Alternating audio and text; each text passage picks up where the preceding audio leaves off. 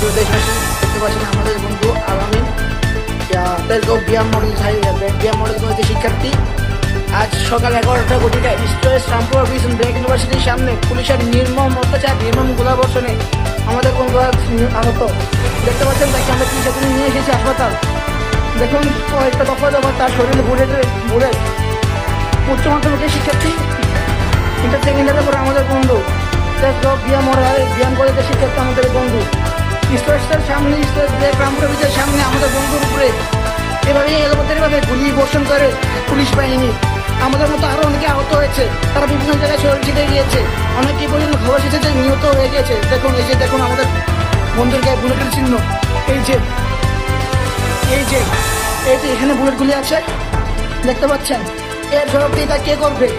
এর জবাবদিহিতা কই পাবো? এর বিচার কই পাবো? আমরা তো আন্দোলনে বেরিয়েছিলাম, আমরা তো কারোর সঙ্গে সংঘাতে যাই নাই, আমরা তো আমাদের আবিয়াদের জন্য বেরিয়েছিলাম, আমরা তো কারোর সঙ্গে মারামারি করতে চাই নাই। পুলিশ কেন আমাদের উপর গুলি করলো?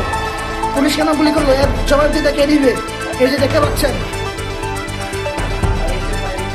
কয়েকজন মিলে একটা চিকিৎসক দল হয়েছে, তারপরেও তার শরীর থেকে দফায় দফায় বুলেট বাই করতেছে। আমরা তো এখনো ভার্সিটিতে যাচ্ছি না, আমরা তো এখনো বিশ্ববিদ্যালয়ের শিক্ষার্থী নয়। দুদিন পর তখন আমরা বিশ্ববিদ্যালয়ে যাবো, তো আমাদের নিরাপত্তা দিবে কে? আমাদের বিশ্ববিদ্যালয়ের ভাইয়েরা অনেকেই ভাবে আহত এবং নিহত হয়ে গেছে, আমাদের পর্যন্ত খবর এসেছে।